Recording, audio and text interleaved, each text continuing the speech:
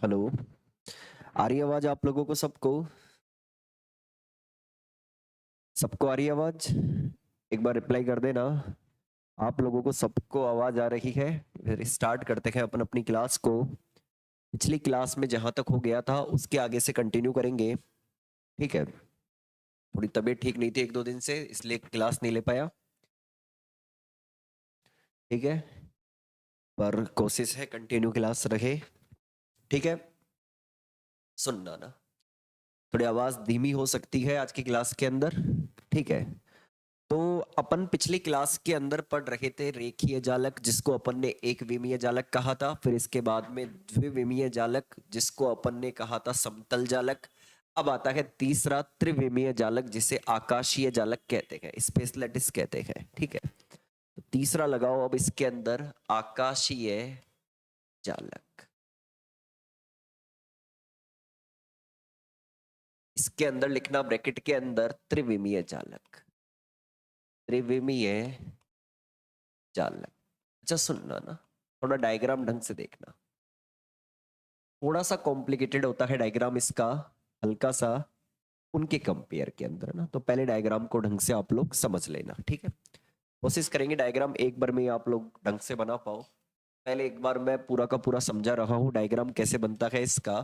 देखो, तो अपन एक काम करते हैं, डायग्राम बनाएंगे त्रिविमीय जालक का। कुछ रुको, देखते हैं। अच्छा ड्रॉ कर पाते हैं हम।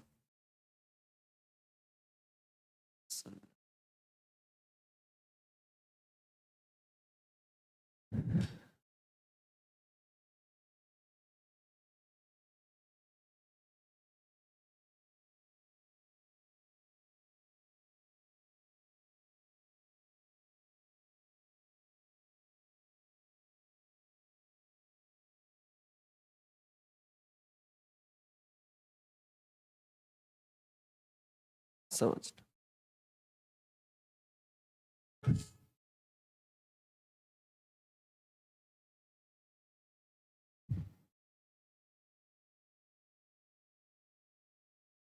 ये एक मैंने सबसे पहले एक त्रिविमीय बॉक्स सा बना दिया यहाँ पर ना। एक त्रिविमीय बॉक्स सा यहाँ पर मैंने प्लॉट कर दिया। अब ओके आइएगा। अब क्या करना है आपको, देखो, एक लाइन इस तरीके से खींचनी है। पहले मैं बना देता हूँ ना।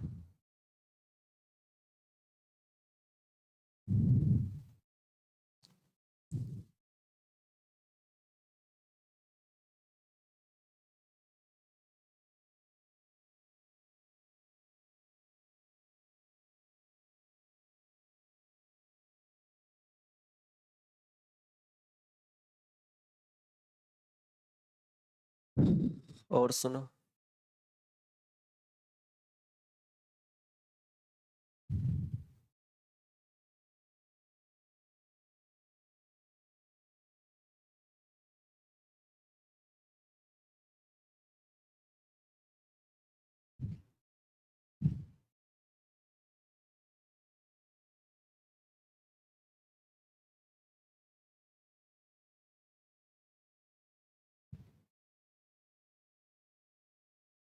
अच्छा देखो, ये आपको पहले मैंने एक बॉक्स बनाया था त्रिविमीय। अब इसके अंदर कितने बॉक्स बन गए मैं आपको बता देता हूँ। चार नीचे हैं, चार ऊपर हैं। एक आगे की तरफ है नीचे, एक पीछे की तरफ है, फिर इधर की तरफ एक आगे, एक पीछे की तरफ है। तो चार तो नीचे है और चार ही उनके ऊपर क्या रखे हुए हैं, त्रिविमीय बॉक्स रखे हुए हैं। इस तरीके से यहाँ पर कितने बॉक्स बने हुए हैं, आठ बॉक्स बने हुए हैं। त्रिविमीय बॉक्स कितने बना रखे हैं मैंने इसके अंदर, आठ त्रिविमीय बॉक्स मैंने इस डायग्राम के अंदर प्लॉट कर रखे हैं। ठीक है। अच्छा अभी हमें क्या समझना है, मेन काम के मुद्दे पर आते हैं। जैसे चेक करो, मैंने कहा कि इधर ए वेक्टर, ये है ए वेक्टर, ये है बी वेक्टर और ये है सी वेक्टर। सुनना, ये दूरी है ए, ये दूरी है बी, ये दूरी है सी। अगर ये नियत दूरी ए बी सी कि तीनों दिशाओं के अंदर बार बार पुनरावृत्ति करे, कि तीनों दिशाओं के अंदर अपन क्या करें, बार बार पुनरावृत्ति करें, तो इससे बनने वाला जो जालक कहलाता है उसको क्या बोलते हैं अपन, त्रिविमीय जालक कहते हैं। उसे अपन कौन सा जालक कहते हैं, त्रिविमीय जालक कहते हैं। जैसे आप बता सकते हो कि ये वाली दूरी ए, ये वाली दूरी बी और ये वाली दूरी सी, इनकी अगर अपन बार बार पुनरावृत्ति करें तो इससे बनने वाला जो जालक कहलाता है उसको क्या बोलते हैं अपन, उसको कहते हैं अपन आकाशीय जालक या त्रिविमीय जालक कहते हैं। ठीक है ना। अब जैसे देखो यहाँ पे वापस पुनरावृत्ति करें, ए की पुनरावृत्ति, बी की पुनरावृत्ति, सी की पुनरावृत्ति, और आगे ऐसे ए, जैसे ये वाली दूरी ए हो गई ना, फिर इसके बाद में अगली ये ए हो गई, इधर बनाओगे अगली ए आएगी। अच्छा, बी की पुनरावृत्ति करोगे, बी इधर हो गया, फिर इधर हो गया, इधर हो जाएगा। सी की पुनरावृत्ति करेंगे तो सी इधर हो गया, इधर हो गया, इधर हो जाएगा आगे।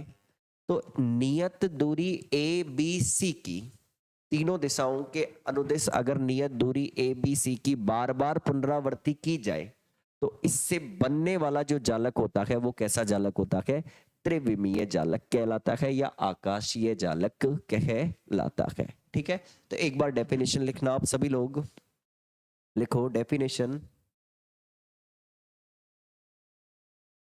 चलो डेफिनेशन लिखना सारे के सारे। यदि तीन दिशाओं में, यदि तीन दिशाओं में नियत दूरी ए स्मॉल ए कॉमा बी कॉमा सी, यदि तीन दिशाओं में नियत दूरी स्मॉल ए कॉमा बी कॉमा सी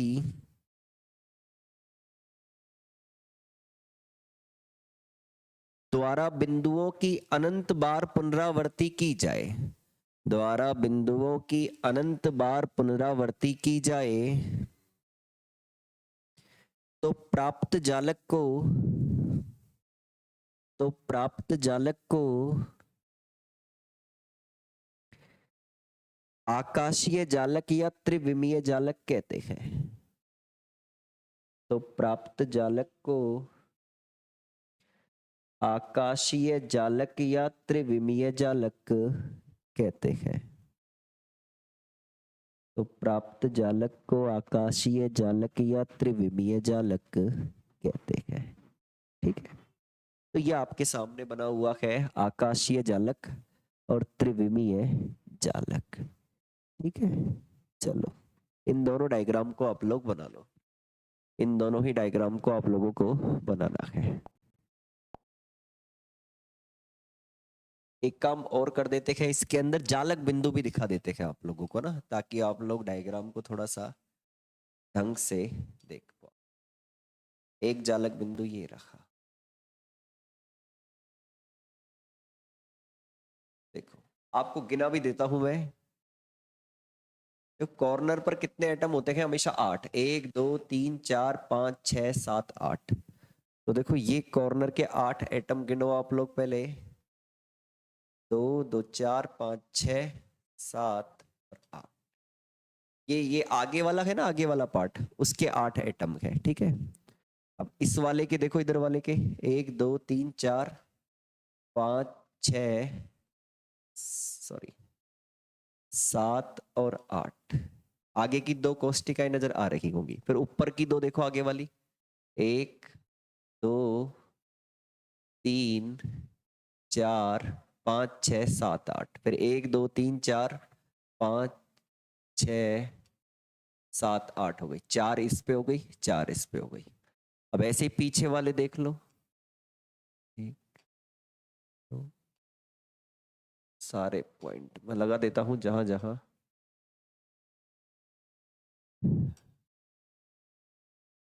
ओके ओके, अब बना लीजिएगा ना। ओके, दोनों डायग्राम आप लोग बना लो।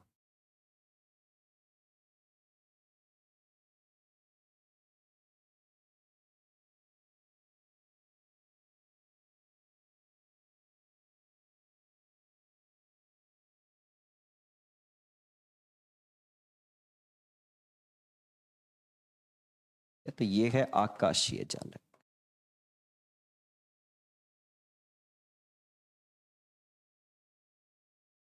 ब्रैकेट के अंदर लिख सकते हो त्रिविमीय जालक।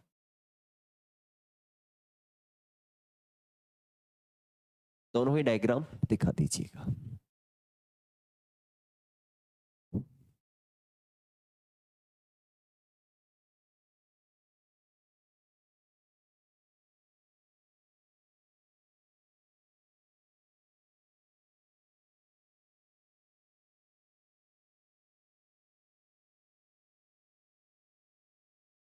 अच्छा बना लो तो लोगे ना डायग्राम।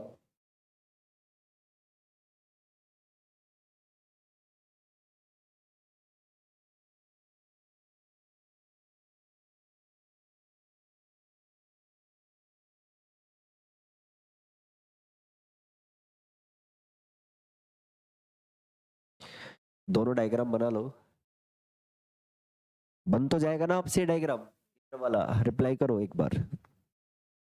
ये वाला डायग्राम बन तो जाएगा ना। ये तो बहुत आसान डायग्राम है, अभी तो बहुत कॉम्प्लिकेटेड डायग्राम आते हैं इसके अंदर।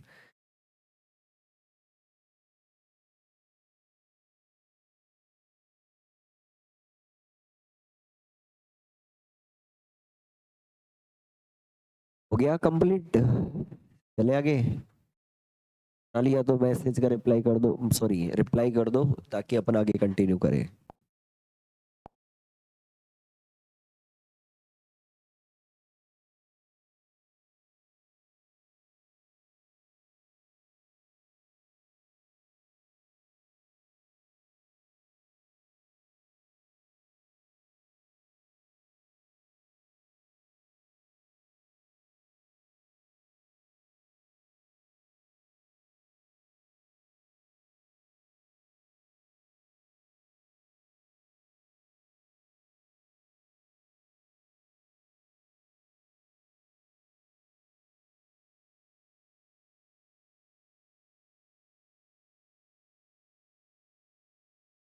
हो गया क्या, बना लिया?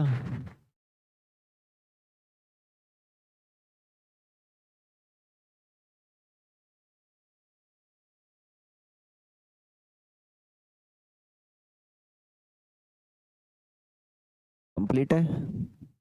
चलो आगे इसको कंटिन्यू करते हैं। नेक्स्ट हेडिंग लगाइएगा अभाज्य सदिश। अभाज्य सदिश। अभाज्य, अच्छा सुनो, अभाज्य सदिश क्या होता है सुनो। दो निकटवर्ती जालक बिंदु, जैसे मान लो पहला जालक बिंदु ये है, अगला जालक बिंदु ये है, और अगला जालक बिंदु ये है। तो निकटवर्ती कौन से है? ये इसके निकटवर्ती है, ये इसके निकटवर्ती है, ये इसके निकटवर्ती नहीं है। तो दो क्रमागत निकटवर्ती जालक बिंदुओं के बीच खींचा गया जो सदिश होता है, जैसे ये वाला सदिश खींचा हुआ है, ये वाला सदिश है ना, इसी को क्या कहेंगे अपन? अभाज्य सदिश कहेंगे, जिसे अपन सामान्यतया किससे रिप्रेजेंट करते हैं? ए वेक्टर, बी वेक्टर या सी वेक्टर से रिप्रेजेंट करते हैं। तो दो निकटवर्ती जालक बिंदुओं के मध्य खींचा गया जो सदिश होता है उसी को क्या कहते हैं? अभाज्य सदिश कहते हैं। लिखो परिभाषा अभाज्य सदिश की, लिखना। दो निकटवर्ती जालक बिंदुओं के मध्य, दो निकटवर्ती जालक बिंदुओं के मध्य दूरी पर खींचा गया सदिश, दो निकटवर्ती जालक बिंदुओं के मध्य दूरी पर खींचा गया सदिश अभाज्य सदिश कहलाता है। अभाज्य सदिश कहलाता है।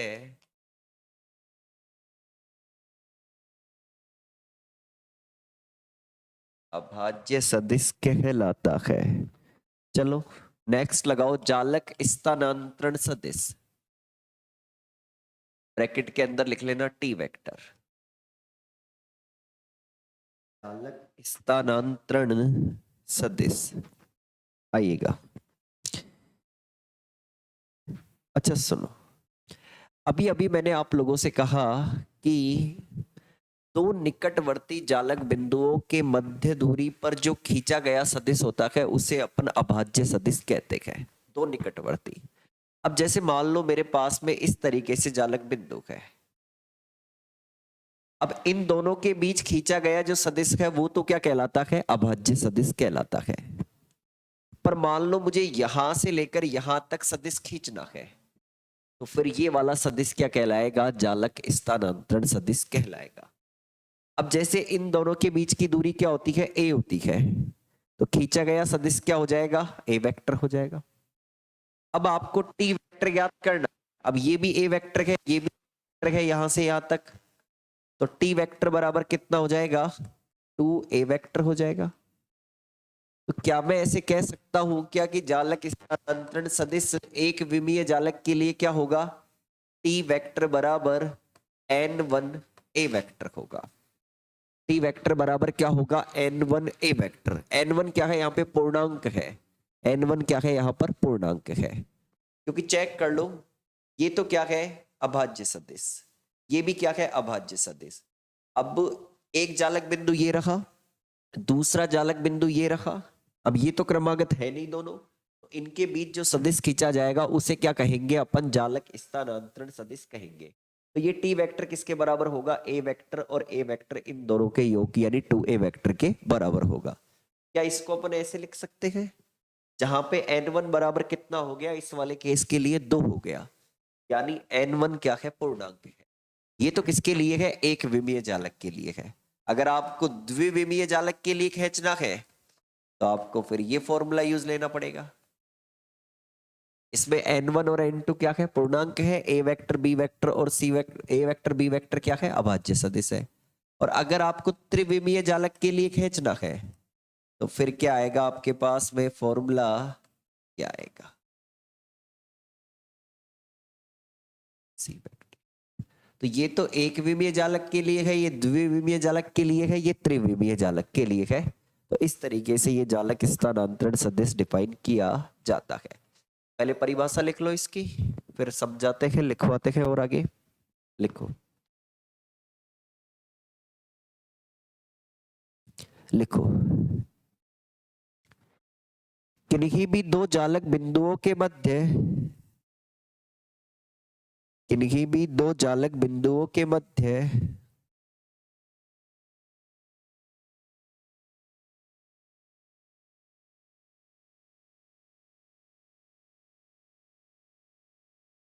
किन्हीं भी दो जालक बिंदुओं के मध्य खींचा गया सदिश, खींचा गया सदिश जालक स्थानांतरण सदिश कहलाता है।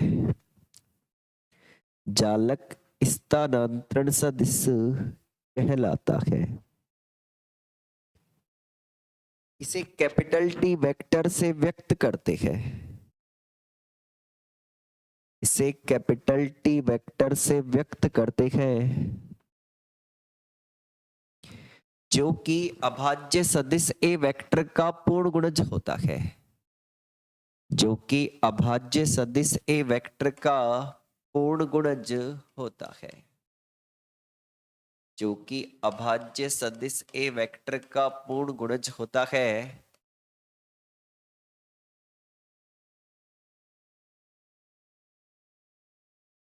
लिख लो गणितीय रूप में, ठीक है। तो जहां टी वेक्टर क्या है, एक विमीय जालक स्थानांतरण सदिश है,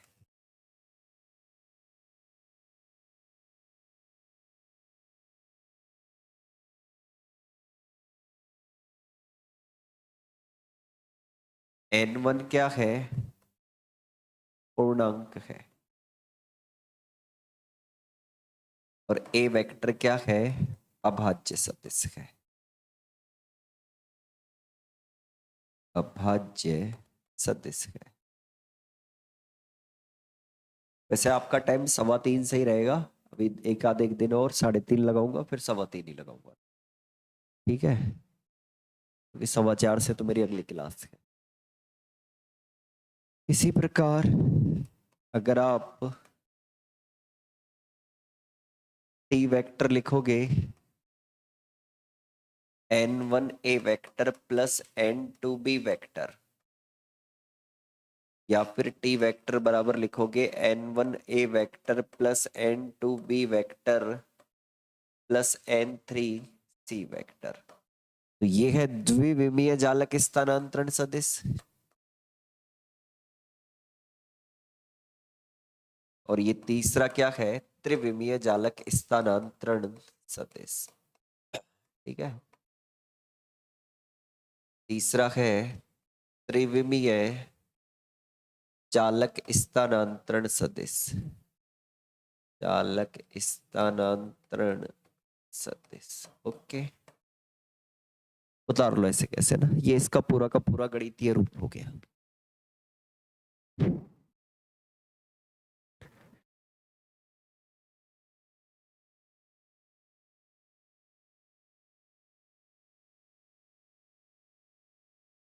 नहीं रहना पड़ेगा आप लोगों को, टेंशन मत लो, रेगुलर क्लास रहेगी। थोड़ी मेरी तबीयत ठीक नहीं, अभी भी ठीक नहीं है, पर छुट्टी नहीं कर सकता मैं, क्लास ले ही रहा हूँ मैं सारी।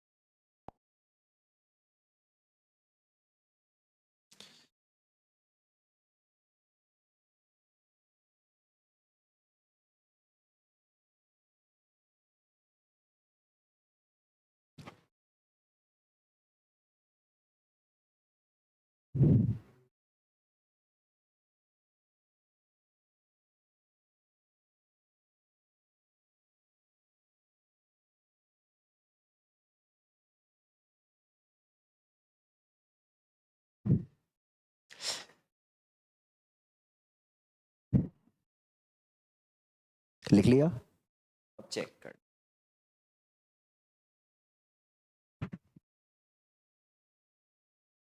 चेक करना। माना मूल बिंदु ओ के सापेक्ष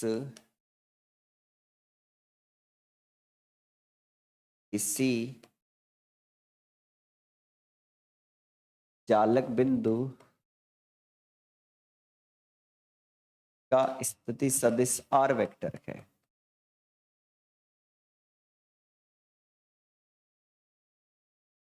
या स्थिति आर वेक्टर है। ठीक है, चेक करना। हमारे पास में कुछ जालक बिंदु है, ये रहे,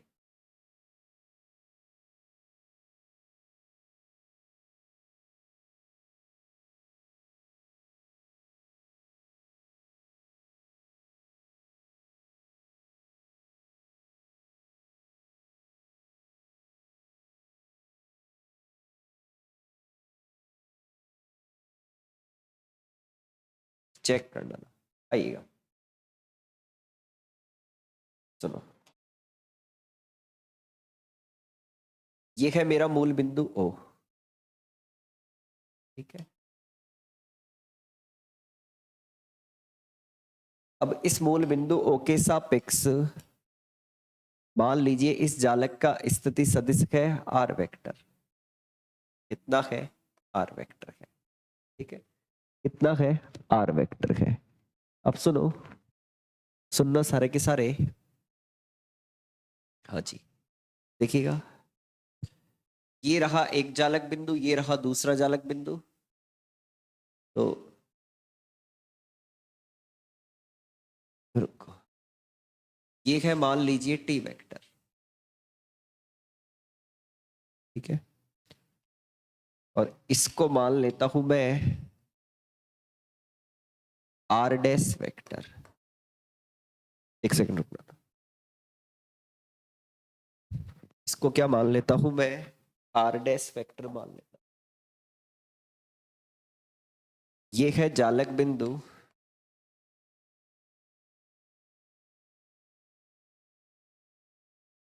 तो यहां से आर डैश वेक्टर बराबर कितना हो जाएगा, सदिश संयोजन लगाएंगे, ये वेक्टर और ये वेक्टर, इन दोनों का क्रमागत योग इसके बराबर हो जाएगा। तो आर डैश वेक्टर बराबर क्या हो जाएगा, R vector plus D vector. यानी इसका मतलब ये हो गया कि जालक स्थानांतरण सदिश की सहायता से हम किसी दूसरे जालक बिंदु की स्थिति ज्ञात कर सकते हैं। अगर मान लो एक जालक बिंदु की स्थिति मूल बिंदु के सापेक्ष पता है और मुझे जालक स्थानांतरण सदिश पता है, तो किसी दूसरे जालक बिंदु की स्थिति मूल बिंदु के सापेक्ष ज्ञात की जा सकती है। क्या लिखा है, माना मूल बिंदु ओ के सापेक्ष किसी जालक बिंदु का स्थिति क्या है, आर वेक्टर है। इसको स्थिति सदिश ही लिख देता, स्थिति सदिश आर वेक्टर है। ठीक है, तो किसी दूसरे जालक बिंदु की स्थिति अपन ऐसे ज्ञात कर सकते हैं। करो इसे।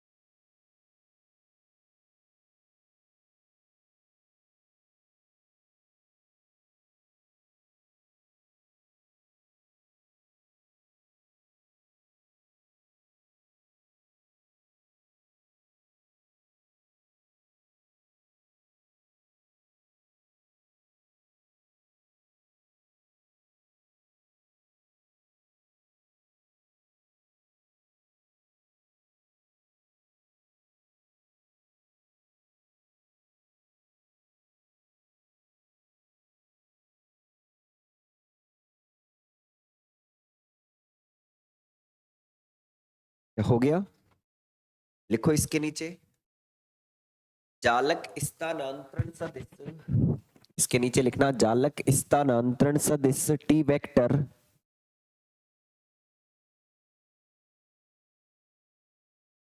जालक स्थानांतरण सदिश टी वेक्टर की सहायता से किसी अन्य जालक बिंदु की स्थिति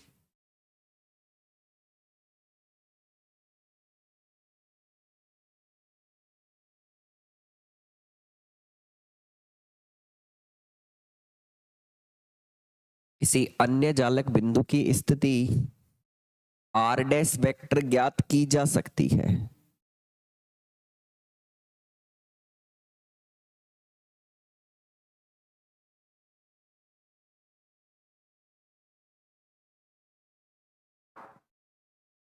किसी अन्य जालक बिंदु की स्थिति आर डैश वेक्टर ज्ञात की जा सकती है।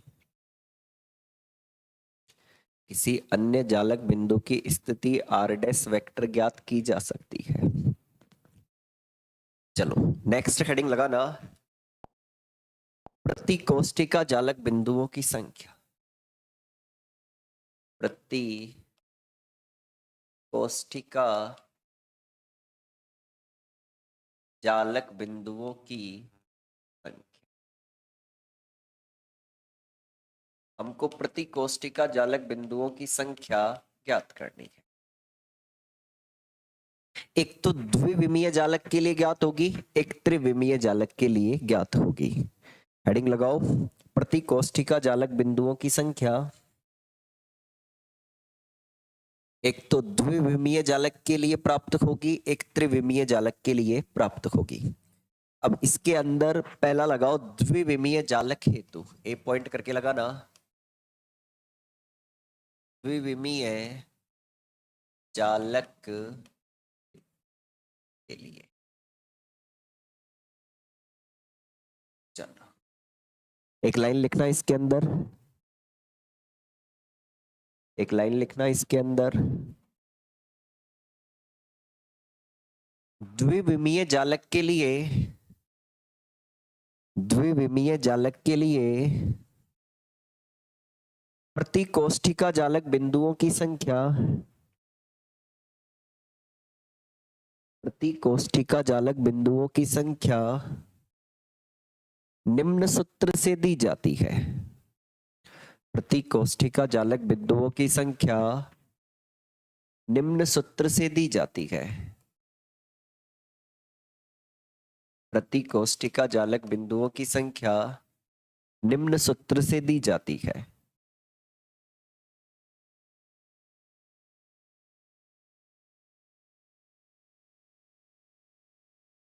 संख्या, अच्छा सुनो, फॉर्मूला क्या होता है इसका, चेक करो। देखो, एक तो होते हैं कोने और एक होता है कोर।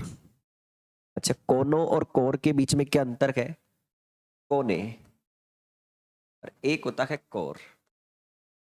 सुनो, जैसे एक जालक बिंदु ये रहा, दूसरा जालक बिंदु ये रहा, तीसरा जालक बिंदु ये रहा, चौथा जालक बिंदु ये रहा, ये तो कॉर्नर है, कोने है। और कोर क्या होता है, ये कोर है, ठीक है। कोने तो समझते हो ना, कोनों का मतलब तो है ना, तो कोने और कोर के बीच में अंतर क्या है, जैसे मान लो कोई जालक बिंदु यहां है, ये रहा जालक बिंदु, तो अब इस कोर पर एक जालक बिंदु है, ठीक है ना। और कोनों का मतलब हो गया, एक जालक बिंदु ये रहा, दूसरा जालक बिंदु ये रहा। तो कोनों पर और कोर, इसका अंतर समझना, कोर और कोने दोनों के अंदर क्या होता है, अंतर होता है। तो द्विविमीय जालक के लिए प्रति कोष्ठिका जालक बिंदुओं की संख्या कैसे ज्ञात करते हैं, चेक करना। हाँ जी, इसका फॉर्मूला होता है 1/4 कोनों पर स्थित जालक बिंदुओं की संख्या,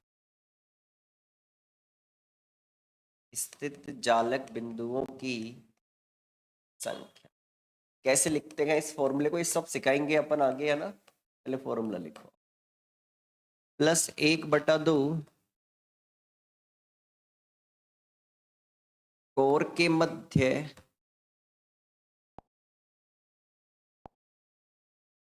स्थित जालक बिंदुओं की संख्या, स्थित जालक बिंदुओं की संख्या। जब सवाल करेंगे अपन इसके अगली क्लास में, नेक्स्ट में, तो सब पता चल जाएगा, कोने क्या होते हैं, कोर क्या होते हैं, 1/4 क्यों किया है, 1/2 क्यों किया गया है, सब आइडिया लग जाएगा। कोष्ठिका के भीतर जालक बिंदुओं की संख्या,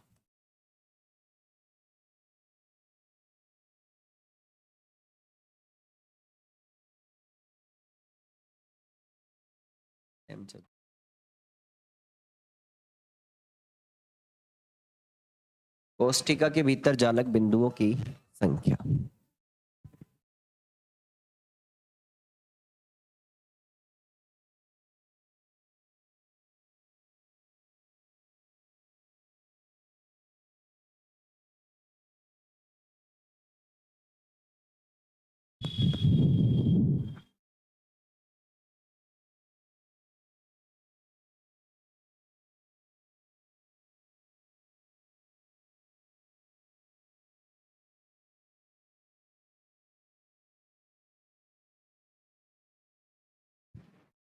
लिखो ये फॉर्मूला, ठीक है ना।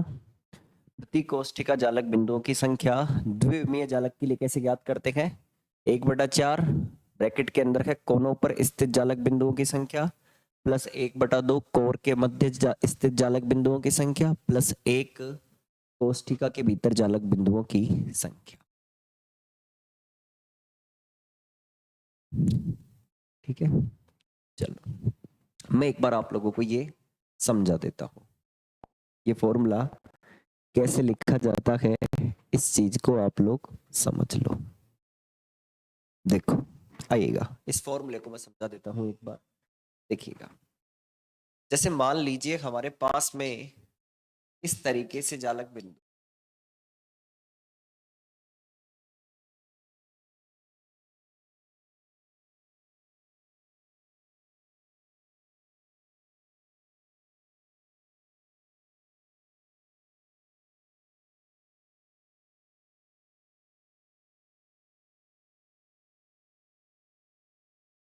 ठीक है, आइएगा।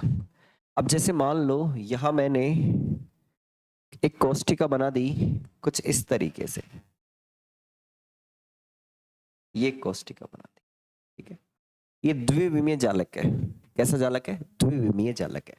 क्यों? क्योंकि एक दूरी ए होगी और एक बी होगी, और ए और बी की अपन अनंत बार पुनरावृत्ति करते हैं तो कौन सा जालक बनता है? द्विविमीय जालक बनता है। चलो ये कोष्ठिका है। अब इसके अंदर देखो जो कॉर्नर का परमाणु है, ये कॉर्नर का जालक बिंदु है, ये वाला, इसका योगदान कितनी कोष्ठिकाओं के अंदर है? जैसे मान लो मैं और भी कोष्ठिका बना देता हूं थोड़े अलग करके पेन से, चेक कर, चेक करो। ये वाला जो कॉर्नर का परमाणु है, ये वाला, ये कितनी कोष्ठिकाओं के बीच में आता है? 4 के बीच में आ रहा है। कितनी कोष्ठिकाओं में योगदान कर रहा है? 4 के अंदर योगदान कर रहा है। इस कोष्ठिका में योगदान कर रहा है, इस कोष्ठिका में योगदान कर रहा है, इस कोष्ठिका में और इस कोष्ठिका के अंदर। तो एक कोष्ठिका के अंदर इसका योगदान कितना है? 1/4 है। एक कोष्ठिका के अंदर इसका योगदान कितना है? 1/4। क्यों? क्योंकि जब ये 1/4 योगदान 1/4 इसमें करेगा, 1/4 इसमें करेगा, 1/4 इसमें योगदान देगा, 1/4 इसके अंदर योगदान देगा, तब जाके ही तो अपना संपूर्ण योगदान करेगा ये। ठीक है ना? तो कॉर्नर का जो परमाणु होता है द्विविमीय जालक के अंदर, उसका एक कोष्ठिका के अंदर योगदान कितना होता है? 1/4। इसलिए इस वाले फॉर्मूले के अंदर कोनों पर स्थित जालक बिंदुओं की संख्या, इसको किससे गुणा करते हैं अपन? 1/4 से गुणा करते हैं। अब कोर वाले की बात कर लेते हैं। आओ देखो, जैसे मान लो जालक बिंदु यहां है, कोर का मतलब कोर के मध्य स्थित जालक बिंदु यहां है। मान लो जालक बिंदु यहां है, ये रहा जालक बिंदु। अब क्या होगा? इसका 50% योगदान ऊपर वाली कोष्ठिका में होगा, 50% योगदान इसका नीचे वाली कोष्ठिका के अंदर होगा। तो कोर पर स्थित या कोर के मध्य स्थित जो जालक बिंदु होगा, उसका 1/2 भाग ही क्या होगा? एक कोष्ठिका के अंदर होगा। कितना भाग? 1/2 भाग ही क्या होगा? एक कोष्ठिका के अंदर होगा। इसलिए इसे किससे गुणा करते हैं अपन? 1/2 से गुणा करते हैं। ठीक है। अब कोष्ठिका के भीतर जालक बिंदुओं की संख्या, इसे 1 से गुणा क्यों करते हैं? चलो सुनो, जैसे मान लो कोई जालक बिंदु यहां है, कोई जालक बिंदु यहां है, इस जगह है, ये रहा जालक बिंदु। अब इस जालक बिंदु का 100% योगदान है इस कोष्ठिका के अंदर। कितना योगदान है? 100%। 100% का मतलब होता है 1। ठीक है। इधर 50% है इसलिए 1/2। इधर एक कोष्ठिका के अंदर योगदान 25% है इसलिए 1/4। इधर 100% योगदान है इसलिए अपन क्या करते हैं? किससे गुणा करते हैं? कोष्ठिका के भीतर जालक बिंदुओं की संख्या वाले केस के अंदर इसे किससे गुणा करते हैं? 1 से गुणा करते हैं। ये बात आ गई समझ में? जब भी आपको कोई द्विविमीय जालक दे रखा हो और उस द्विविमीय जालक के अंदर प्रति कोष्ठिका जालक बिंदुओं की संख्या ज्ञात करनी हो, तो कोने का तो कितना परसेंट योगदान देता है? 25%, 1/4 भाग। कोर के मध्य वाला कितना योगदान देता है? 50% यानी 1/2। और कोष्ठिका के भीतर जो जालक बिंदु होता है वो कितना योगदान देता है? 100% यानी 1। ठीक है। तो इस तरीके से द्विविमीय जालक के लिए अपन प्रति कोष्ठिका जालक बिंदुओं की संख्या ज्ञात कर लेते हैं। ऐसे अपन त्रिविमीय के लिए पढ़ेंगे। फिर अपन इसके सवाल लगाएंगे द्विविमीय वालों के लिए, जिससे हमें आइडिया लग जाएगा कि किस कोष्टिका के अंदर कितने जालक बिंदु होते हैं। ठीक है ना, ये सीखना बहुत जरूरी है। ये एग्जाम में आती तो नहीं है पर ये बेसिक है। ठीक है ना, ये क्या है, सॉलिड स्टेट का बेसिक है। हम आगे जो भी टॉपिक पढ़ेंगे उस समय ये बार बार नाम आएंगे कि प्रति कोष्टिका के अंदर इतने जालक बिंदु है, तो वहां जो कोष्टिका आएंगी उनके अंदर जालक बिंदु निकालना नहीं सीखेंगे अपन। अपन को ऑलरेडी पहले से ही चीजें क्या होंगी पता होंगे, तो अपने डेरिवेशन और अपने क्वेश्चन क्या होंगे जल्दी सोल्व होंगे। ठीक है, चलो हो गया ये। हाँ ठीक है, चलो तो मैं आज की क्लास को यहीं रोकता हूँ। ठीक है ना, इसके आगे कल करेंगे। कल भी कोशिश करेंगे 3:15 या 3:30 पे क्लास स्टार्ट हो जाए। ठीक है ना, मिलते हैं, 1-2 दिन 3:30 लगेगी, फिर वापस वही आपकी 3:15 पे ही क्लास लगाएंगे। ठीक है ना, तो आज के लिए इतना ही, मिलते हैं नेक्स्ट क्लास के अंदर, क्योंकि मेरी 4:15 बजे दूसरी क्लास है सेकेंड ईयर की। ठीक है।